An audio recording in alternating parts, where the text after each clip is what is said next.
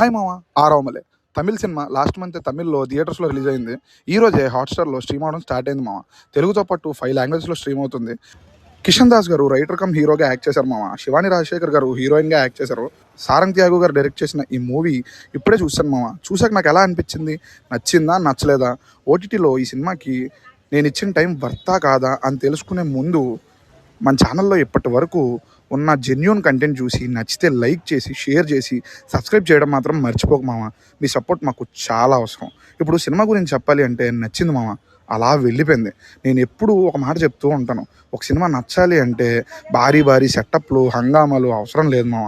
మనం చూస్తున్నప్పుడు మనల్ని ఎంగేజ్ చేస్తూ నవ్విస్తూ కొంచెం ఎమోషన్స్ని కదిలిస్తే చాలు, ఆ సినిమా అప్పటికి మనల్ని సాటిస్ఫై చేసేస్తుంది. అంతకన్నా ఏం కావాలి మనం ఒక సినిమా బాగుంది అని చెప్పడానికి. ఈ సినిమా విషయంలో అదే జరిగింది.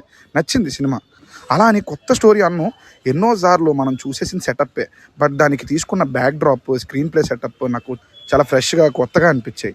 ఇంకో విషయం, శివాని రాజశేఖర్ గారు మామ టాలెంట్ని మొత్తం తనలో నింపుకున్న యాక్టర్ అనిపిస్తుంటారు నాకు. బట్ మన తెలుగులో పట్టించుకోరు. తమిళ వాళ్ళకి థ్యాంక్స్ చెప్పాలి మామ. తను మాత్రమే చేయగలిగే క్యారెక్టర్స్ ఇస్తున్నారు. ఆవిడ కూడా పర్ఫార్మెన్స్ చింపేశారు మామ. అలా అని మైనస్లు లేవా అంటే ఉన్నాయి. అవి సినిమా ఫ్లోని కానీ సినిమా నడిచే విధానాన్ని కానీ దెబ్బతీయలేదు మామ. ముందుగా స్టోరీలోకి వెళ్తే, హీరో అజిత్ లైఫ్లో 4 బ్రేకప్స్ చూశాక తనకు నచ్చకపోయినా ఫ్యామిలీ కోసం ఒక మ్యారేజ్ బ్యూరోలో వర్క్ చేస్తాడు. అక్కడ తన బాస్ అయిన అంజలితో కలిసి పనిచేసే ప్రాసెస్లో వీటీవీ గణేష్ గారి క్యారెక్టర్ వల్ల ఒక ప్రాబ్లంలో పడతారు. తర్వాత వాళ్ళ లైఫ్స్ ఎలా చేంజ్ అయ్యాయి, ఎలా కలిశారు అనేది రిమైనింగ్ స్టోరీ మామ.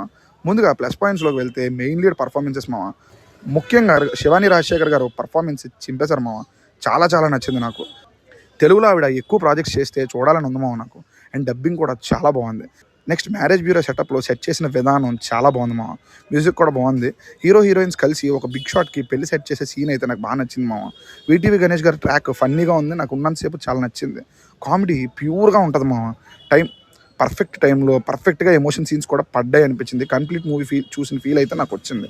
టెక్నికల్గా కూడా మూవీ తన స్టాండర్డ్స్ని నిలుపుకుంది మామ. ఇంకా మైనస్ల గురించి చెప్పాలి అంటే, ఆఫ్టర్ వీటీవీ గణేష్ గారి ట్రాక్ అయిపోయాక సినిమా డ్రాస్టిక్గా స్లో అయిపోతుంది మామ. అరే ఇప్పటి వరకు చాలా బాగా వెళ్ళిందిగా, ఇప్పుడు ఎందుకు సినిమా ఇలా నీరసంగా వెళ్తుంది అనే ఫీల్ అయితే కలిగిస్తుంది మామ. సినిమా చూస్తున్నప్పుడు ట్రీట్మెంట్ కొత్తగానే ఉన్నా ఎన్నోసార్లు చూసేసిన ఫీల్ అయితే కలుగుతుంది మామ. అలాగే హీరో స్టార్టింగ్లో లవ్ ఫెయిల్యూర్ సీన్స్ ఉంటాయి. ఆ సీన్స్కి అసలు వెయిటేజ్ లేదేమో అని అనిపించింది మామ. సినిమా లాస్ట్ 40 minutes అయితే మనకి ఇంట్రెస్ట్ నెమ్మదిగా తగ్గిపోతూ ఉంటుంది. ఓవరాల్గా సినిమా ఎలా ఉంది అంటే, ఈ సినిమాకి మన టైంని హ్యాపీగా ఓటీటీలో ఇచ్చొచ్చు అనిపించింది మామ.